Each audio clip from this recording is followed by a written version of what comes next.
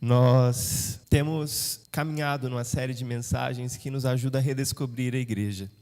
Eu comentei na semana passada que o pastor Timothy Keller, logo que a pandemia começou e as restrições para reuniões públicas e ajuntamentos públicos começaram a acontecer lá na cidade onde ele é pastor, em Manhattan, ele disse que todas as igrejas, depois da pandemia precisariam ser replantadas. Quem sou eu para discordar do Timothy Keller, mas eu quero dar uma diferenciação na frase dele. Eu creio que a igreja, no tempo de pós-pandemia, precisa ser redescoberta, porque a gente ficou tanto tempo se reunindo online, a gente ficou tanto tempo ouvindo mensagens online, que algumas coisas acabaram se perdendo no meio do caminho, e a gente precisa redescobrir a igreja do Senhor Jesus. E durante esse mês nós já vimos que a igreja de Jesus Cristo é a comunidade do amor, a marca distintiva de um discípulo, de uma discípula de Jesus, é o amor. Nós já vimos também, e vimos isso no texto aos Hebreus na semana passada, que a comunidade dos discípulos, a comunidade do povo de Deus é a comunidade do ajuntamento. Nós somos igreja, sim, quando estamos dispersos ao longo da semana, mas aquilo que acontece quando estamos ajuntados nesse lugar é algo poderoso demais, que fortalece o nosso testemunho e nos capacita a testemunharmos Jesus no nosso dia a dia. A gente pode muito bem ouvir um sermão pela internet, e glória a Deus, porque a gente pode ouvir o pastor Hernandes mais de uma vez por semana, se a gente quiser, pastor Augusto Nicodemos, glória a Deus por isso. Inclusive, agora vocês podem até ver o pastor Binho, o pastor Tássio, pelo arquivo que o canal da igreja tem dos sermões deles, mas nada se compara a participarmos juntos da palavra, da mesa do Senhor, a vermos o evangelho sendo encenado quando batizamos novas pessoas, novos crentes, novos convertidos. Vimos isso na semana passada, que a igreja de Jesus, além de ser a comunidade do amor, é também a comunidade do ajuntamento. Hoje, pela graça de Deus, eu quero falar com você que a igreja de Jesus é a comunidade da palavra. Para isso, eu te convido a abrir a sua Bíblia na segunda carta do apóstolo Paulo a Timóteo. Segunda carta de Paulo a Timóteo. Um jovem pastor como eu. E temos algumas lições para aprender. Segunda carta de Paulo a Timóteo, capítulo 4, versículos de 1 a 5. Eu vou te pedir para manter a sua Bíblia aberta, porque nós vamos caminhar por esse texto e vamos ler depois alguns outros versículos.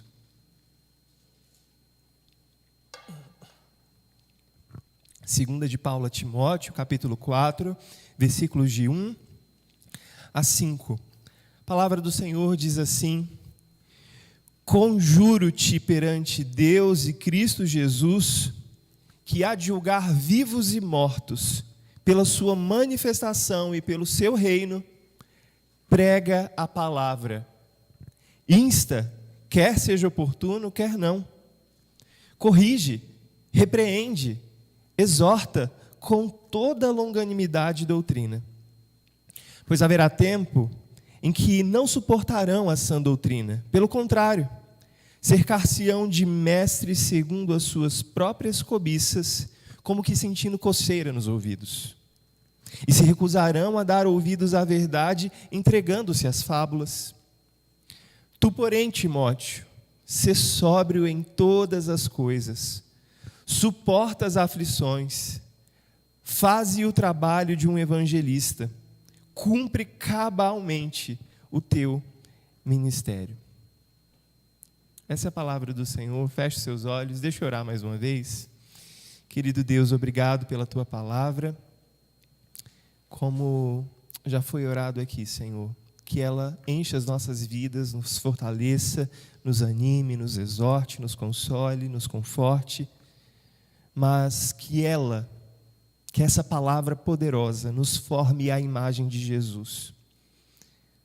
Lapida-nos, Senhor, pela tua palavra, trabalha em nós pela tua palavra. Usa a minha vida, ó Deus, como canal limpo por onde o Senhor pode falar aos meus irmãos. E que cada coração esteja aberto e receptivo àquilo que o Senhor quer falar a eles. É o que eu te peço em nome e por amor de Jesus, teu Filho. Amém. Irmãos, eu me lembro de seminarista novo, primeiro ano, visitar pela primeira vez a igreja do Nazareno lá em Campinas. E algo que me chamou muito a atenção, numa igreja muito grande, eu que vim de uma cidade muito pequena do interior, primeira vez numa mega igreja, você olha aquele prédio gigantesco, mas eu fiquei num dos cantinhos da igreja e havia um letreiro em dourado na galeria da igreja que ficava de frente para o púlpito, que havia alguns dizeres escritos e eu lembro de não lembrar o que aconteceu durante um momento naquele culto, porque eu fiquei olhando para aquele letreiro que ficava de frente para o pregador. Por que a igreja investiria dinheiro para colocar um letreiro num lugar onde só o pregador iria ver, ou quem estivesse muito no cantinho da igreja? As palavras que estavam gravadas nesse letreiro eram as palavras do apóstolo Paulo a Timóteo, que a gente acabou de ler. Prega a palavra. E é muito significativo que 4 anos depois, em 2017, a minha formatura no seminário foi nessa mesma igreja, e quem estava de frente para esse letreiro era eu e todos os colegas que se formaram comigo e que seriam ministros da palavra de Deus. Aquele lembrete que estava para o pregador da igreja do Nazareno, agora era um lembrete para nós que estávamos saindo de um tempo de preparação no seminário para pregarmos a palavra no campo. Não apenas um lembrete, mas também uma advertência divina, porque as palavras do apóstolo Paulo registradas, inspiradas pelo Espírito Santo, se tornaram palavra de Deus para nós.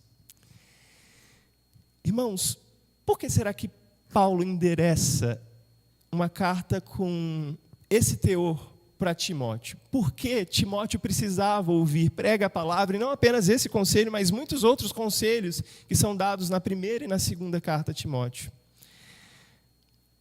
Você está cansado de me ouvir falar isso, porque a gente pregou por um tempo a carta aos Filipenses, nós fizemos a exposição de toda a carta aos Filipenses, mas mais uma vez Paulo estava na cadeia.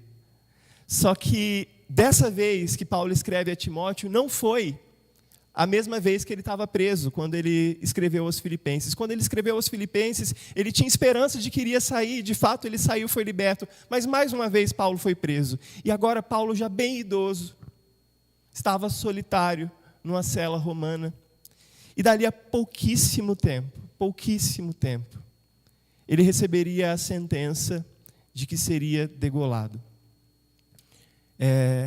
A sentença da crucificação era uma sentença que era possível ser dada apenas para cidadãos não romanos, mas Paulo, por ser romano, recebeu uma pena mais leve. Você vai ser degolado.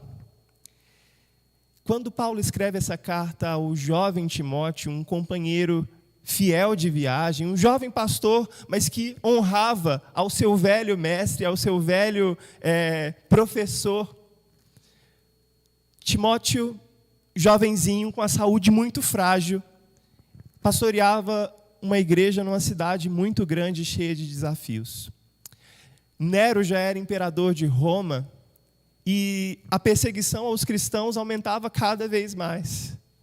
E Timóteo, de saúde fraca, era pastor numa metrópole, numa igreja grande, numa metrópole. E não bastasse Éfeso, a cidade onde Timóteo era pastor, fosse uma metrópole, havia algo a mais, que Éfeso era como se fosse a capital do conhecimento do Império Romano. Todas as pessoas que queriam difundir as suas ideias, difundir as suas teorias, difundir o seu conhecimento, a capital científica e religiosa do Império era a cidade de Éfeso, onde havia o grande templo à deusa Diana. Era uma cidade muito envolvida com conhecimento, com cultura, com adoração. Como um jovenzinho, com a saúde frágil, aparentemente despreparado, vai lidar com os desafios de uma perseguição numa cidade grande, com oposição, numa cidade onde os maiores mestres de todo o império difundem o seu conhecimento. Como o evangelho vai triunfar numa circunstância assim? Quando eu olho para o pequeno Timóteo, para o frágil Timóteo, eu vejo a mim mesmo. E eu vejo muitos de nós que comumente repetimos: pastor, como é difícil pregar o evangelho nesse tempo de tanto conhecimento acessível a todo mundo. Irmãos, nós vivemos tempos difíceis para a pregação do evangelho. Assim como nos tempos de Paulo e Timóteo, pregar o evangelho, pregar a palavra, não abrir mão de pregar a palavra e somente a palavra, pode custar caro para nós.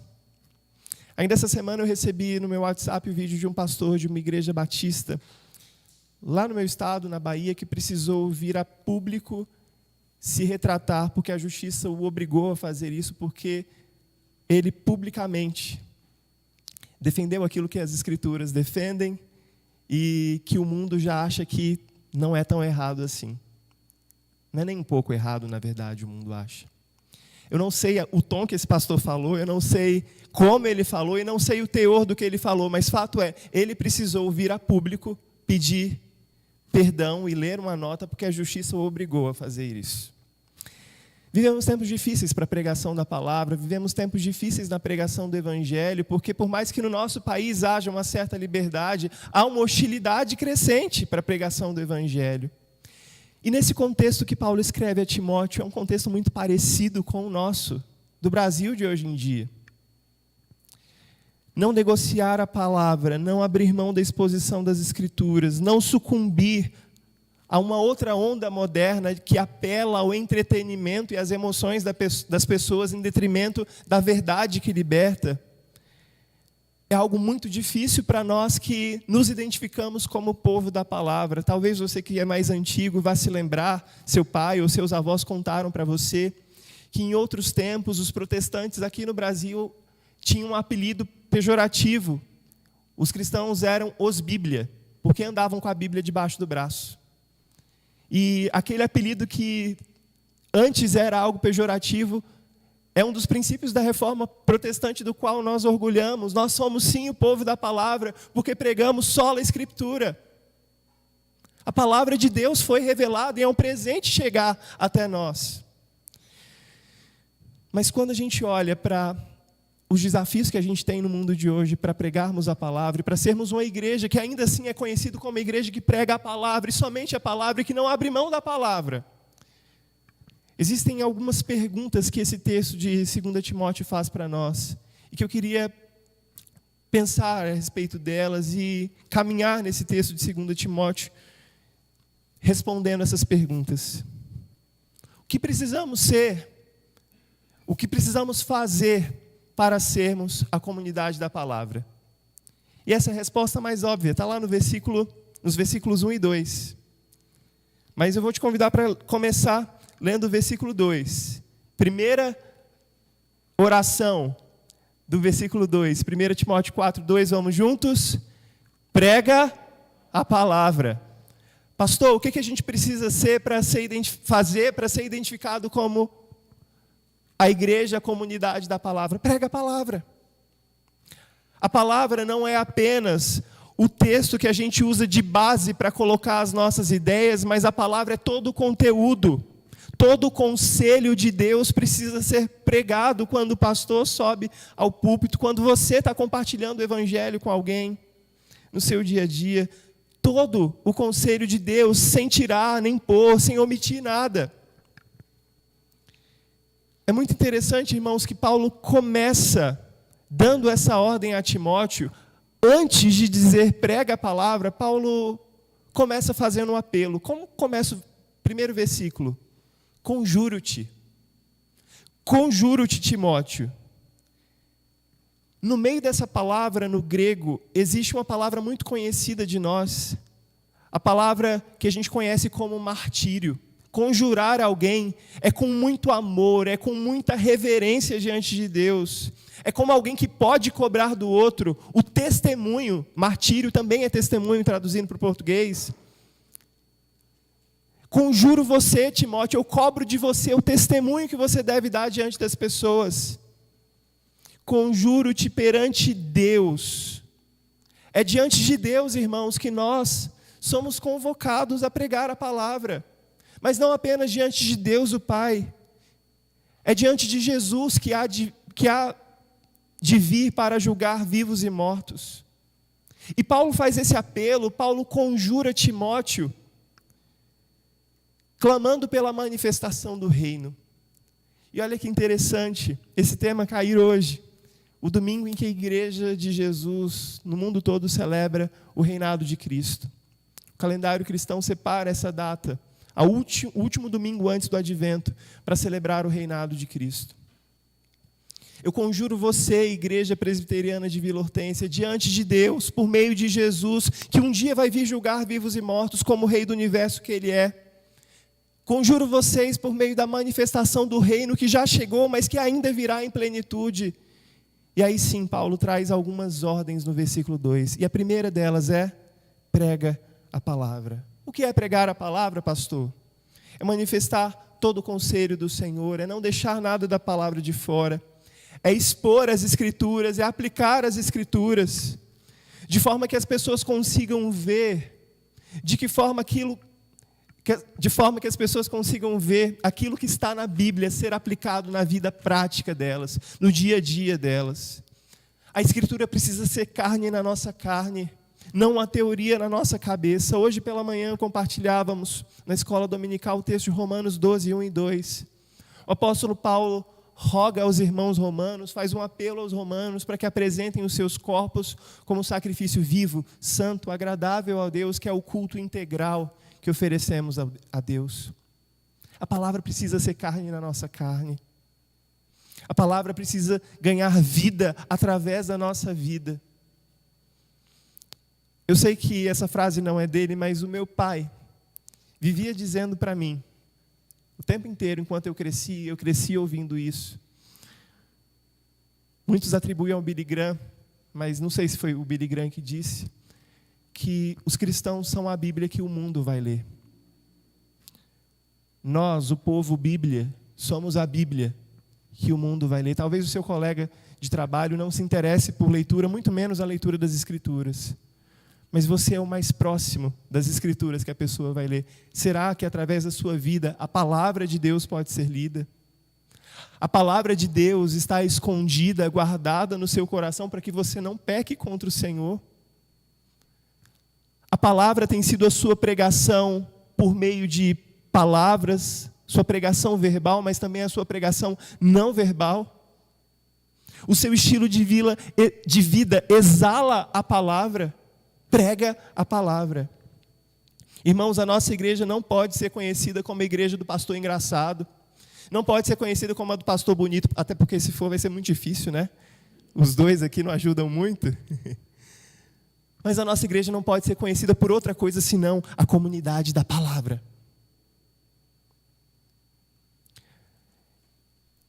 E agora o Billy Graham, finalmente o Billy Graham diz que o pregador do evangelho, quando sobe ao púlpito, ele deve exalar tanto a palavra de forma que se você cravar uma faca na sua Bíblia, deve sair sangue. Se você cravar uma faca nas folhas do sermão do pastor, deve sair sangue, de forma que Cristo possa ser visto, o sacrifício de Jesus na cruz possa ser visto por meio da pregação da palavra, do Cristo que se encarnou como palavra, o verbo vivo de Deus. E é interessante, irmãos, que no versículo 2, ainda no versículo 2, existe um esquema de várias palavras que estão no imperativo, várias ordens que são dadas por Paulo a Timóteo. Vários apelos que Paulo fez, conjurando Timóteo. A primeira delas é prega a palavra. A segunda é insta. A terceira, corrige. Quarta, repreende. Quinta, exorta. Tudo isso está contido na pregação das Escrituras. Tudo isso, pregar, instar, corrigir, repreender, exortar.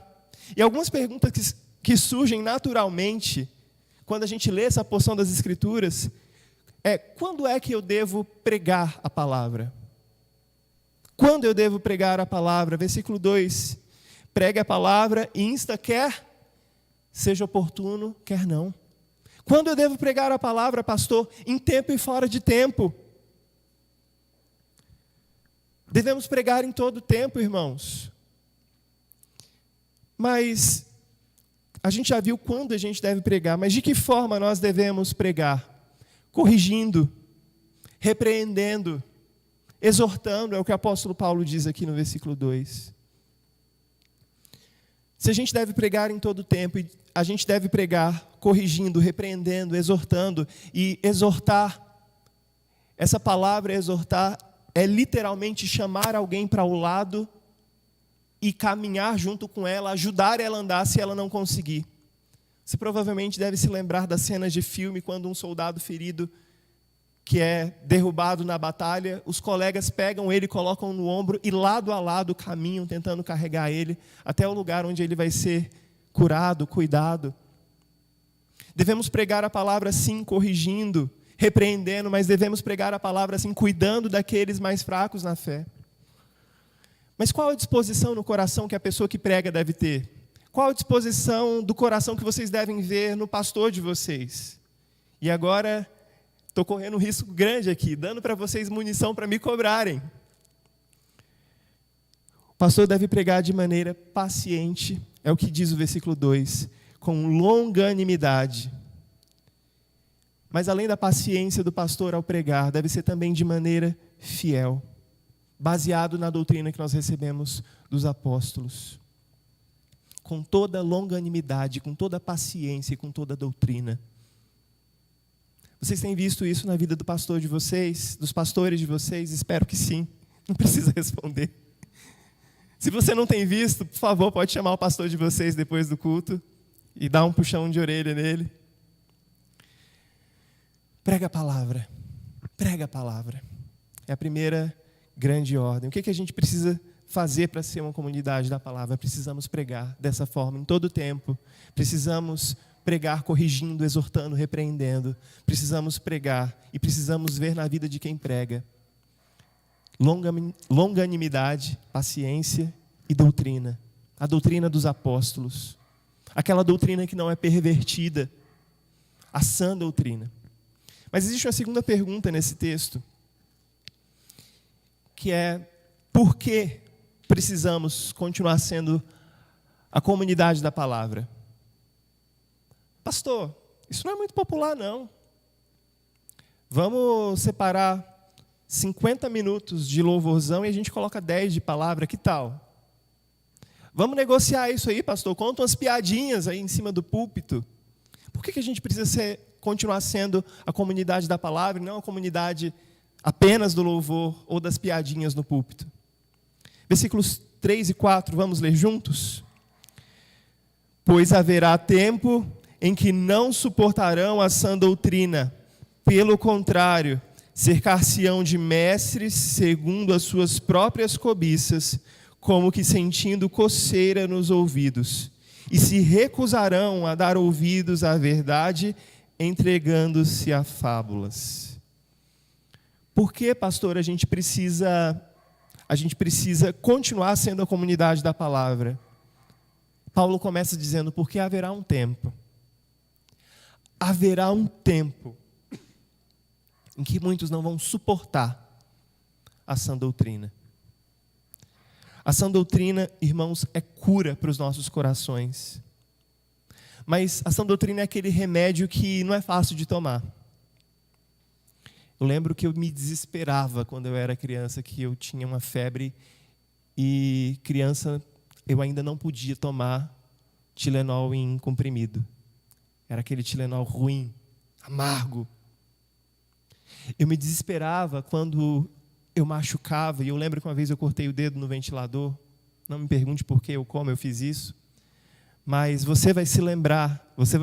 A Simone já está balançando a cabeça, que já sabe o que é. O mertiolate ainda ardia. Muitas vezes, irmãos, a sã doutrina é o mertiolate que arde, é o paracetamol que é muito amargo na nossa boca, mas que ajuda a gente a ser curado. A sã doutrina traz cura para uma igreja doente, a sã doutrina traz cura para vidas doentes. A sã doutrina cura a gente da loucura desse mundo. A sã doutrina cura a gente de uma desconexão com a história do povo de Deus, porque as pessoas acabam inventando, e você entra nas igrejas mais e não reconhece mais. Isso aqui é uma igreja mesmo? Ou o que é isso? A sã doutrina traz cura para a igreja, para o corpo de Cristo.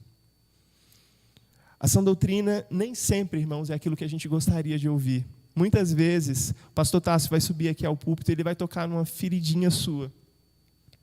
E ele não vai apenas colocar o dedo na ferida, mas vai dar uma cutucada para limpar. E você não vai gostar do que o pastor Tássio fala, do que o pastor Binho fala.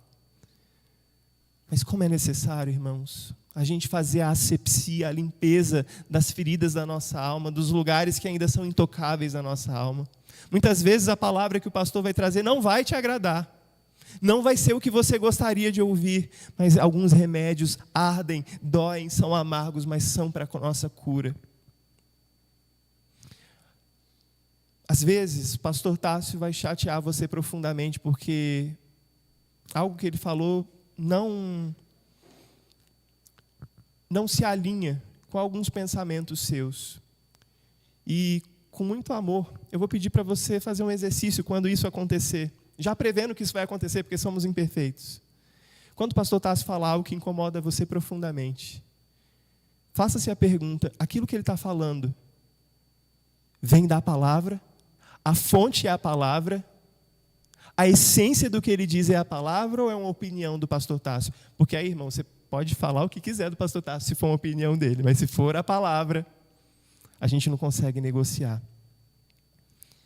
Irmãos, é muito importante que a gente se exorte mutuamente, que a gente se corrija mutuamente, mas às vezes falamos coisas de nós mesmos, e quando isso acontecer, precisamos nos lembrar, prega a palavra. Aquele letreiro que eu vi no dia da minha formatura precisa mentalmente estar sempre diante de mim quando eu subo aqui para falar com você.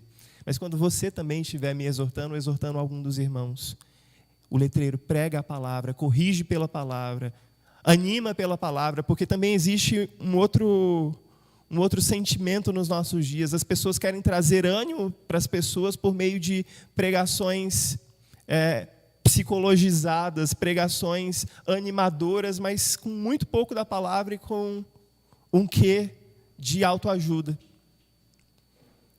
Embora muitas vezes você vá precisar procurar um psicólogo, e louvado seja Deus pela nossa igreja, que tem tantos profissionais dessa área tão importante.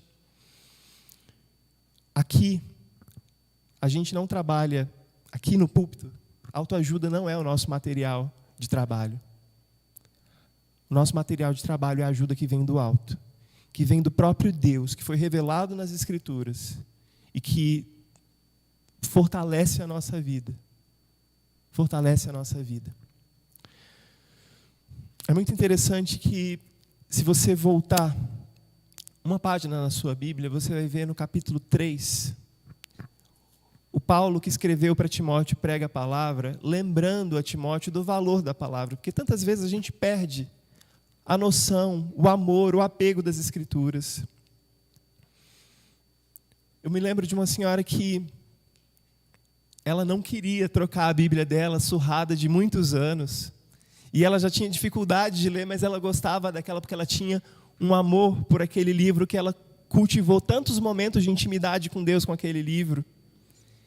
E ela havia se apegado emocionalmente a Bíblia dela, que ela carregava por tanto tempo. Mas aquela Bíblia não era apenas um livro que poderia ser trocado, substituído. Em muitos momentos de devocionais dela, ela escreveu, ela anotou.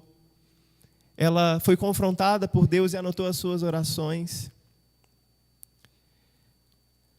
Em 2 Timóteo capítulo 3, nessa página que você virou, o apóstolo Paulo lembra a Timóteo que o valor das Escrituras transcende, sim, um livro físico. Mas esse valor está naquilo que é revelado. Vamos ler juntos? 2 Timóteo 3, 16 e 17. Vamos ler? Toda a Escritura é inspirada por Deus e útil para o ensino, para a repreensão, para a correção, para a educação na justiça, a fim de que o homem de Deus seja perfeito e perfeitamente habilitado para toda boa obra. Você percebe que a palavra era uma preocupação de Paulo para Timóteo, não apenas no capítulo 4, mas no capítulo 3, na primeira carta que Paulo havia escrito para Timóteo, a pregação da palavra era importante. Lembrem-se onde Timóteo estava. Timóteo estava num centro científico.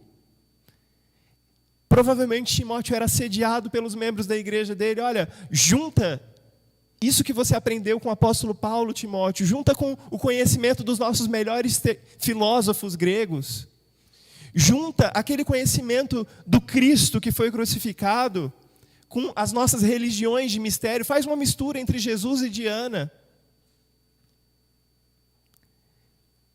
A tentação, a sedução da gente trazer conhecimento humano junto com a palavra de Deus é muito grande ainda hoje, irmãos. Nesse mundo cada vez mais cerebral, cada vez com menos coração, nós somos muito tentados a valorizar o conhecimento meramente intelectual, em detrimento do poder de Deus que é expresso através da palavra. Toda a Escritura é inspirada por Deus, útil para o ensino, é útil para a correção, para a educação, para que nós sejamos habilitados para a boa obra.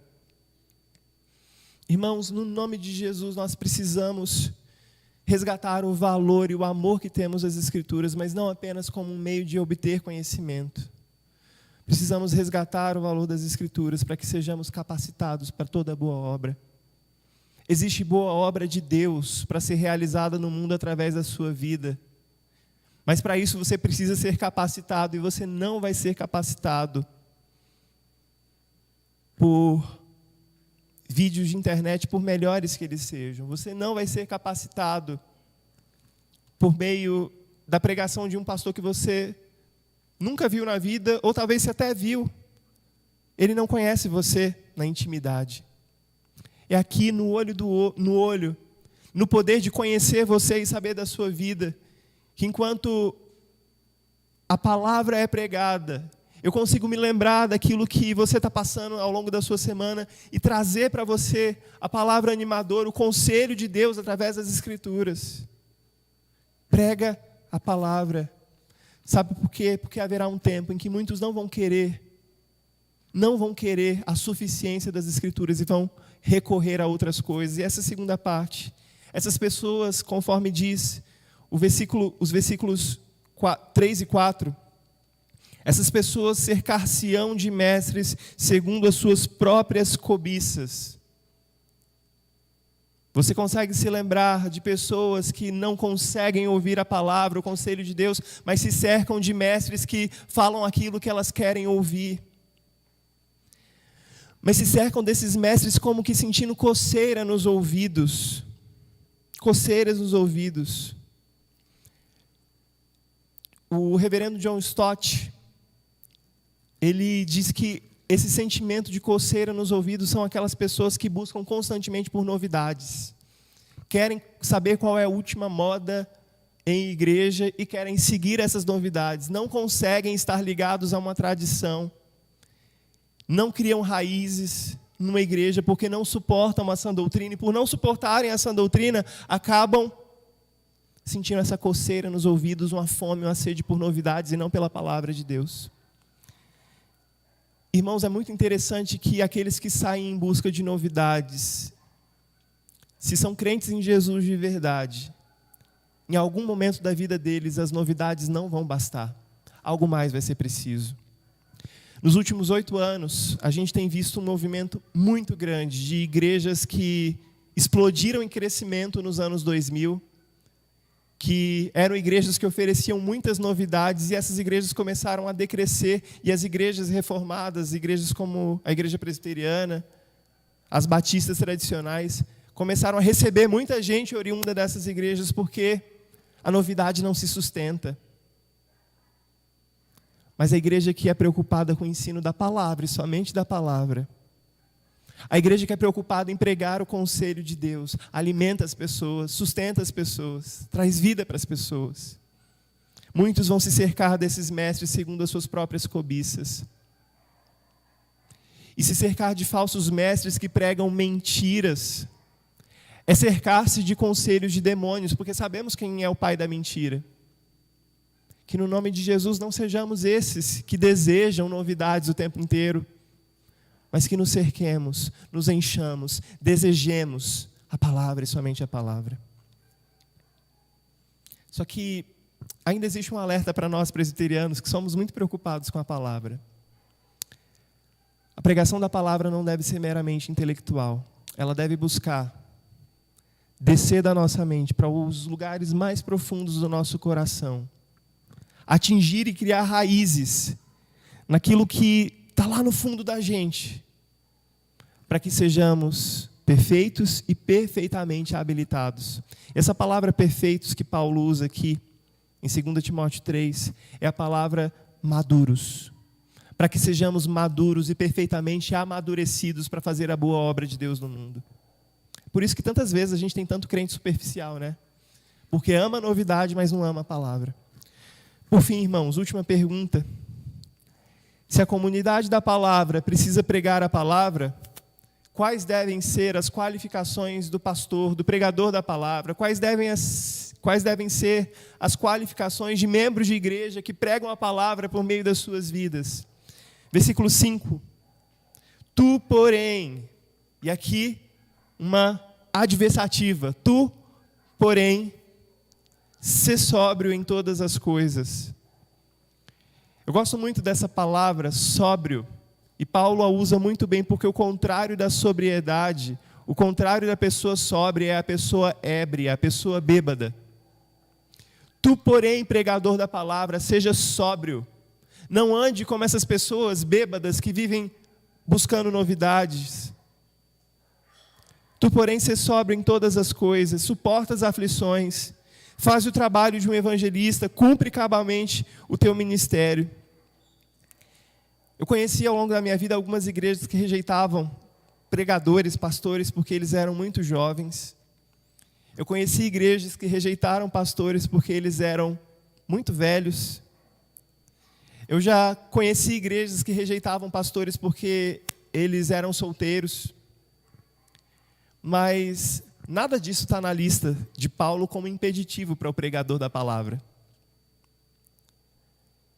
Para Paulo, o pregador da palavra precisa ser sóbrio, precisa saber suportar aflições, e Paulo sabia bem disso. Lembra, ele estava prestes a ser degolado, e Timóteo estava sendo perseguido lá em Éfeso. Além de suportar as aflições, a pessoa precisava ser diligente no trabalho, fazer trabalho de um evangelista e cumprir cabalmente o ministério. Não pela metade, mas cabalmente. Ser sóbrio em todas as coisas, irmãos, é permanecer livre da instabilidade, da embriaguez mental. Hoje as pessoas querem viver num estado de embriaguez mental, mas o Senhor nos chama, por meio da sua palavra, a sermos sóbrios. A sermos livres desse desejo por novidades. Nós precisamos também suportar as aflições, mesmo quando a verdade nos incomodar. Mesmo quando as pessoas se levantarem contra nós e a perseguição estourar, precisamos suportar as aflições. Precisamos fazer o trabalho de bons evangelistas, que é ser testemunha de Cristo, que é sermos mártires de Cristo. E mártir aqui não é apenas aquele que morre pelo Evangelho, mas aquele que vive pelo Evangelho. Fazer da pregação do Evangelho a obra da nossa vida em todos os ambientes onde nós estivermos. Isso é fazer o trabalho de um evangelista. Talvez você não tenha o chamado de ir a um país do Oriente Médio pregar o Evangelho, mas você precisa sim fazer um trabalho de um evangelista. De viver o Evangelho de forma que as pessoas possam ver Cristo através de você. E precisamos todos cumprir cabalmente o nosso ministério, permanecendo firmes, até que a gente complete tudo aquilo que Deus nos chamou para fazer. Por fim, irmãos, eu quero convidar você a olhar para o exemplo de alguém que viveu e exalou a palavra. Eu li e preguei a palavra até o versículo 5, mas o texto de 2 Timóteo continua, a partir do verso 6. E Timóteo que viveu pela palavra, Timóteo que pregou a palavra, Paulo que se deu pela palavra. No fim dos seus dias, as suas últimas palavras ao jovem e inexperiente Timóteo. As últimas palavras que a gente tem registro do apóstolo Paulo estão aqui. Ecoam para nós hoje.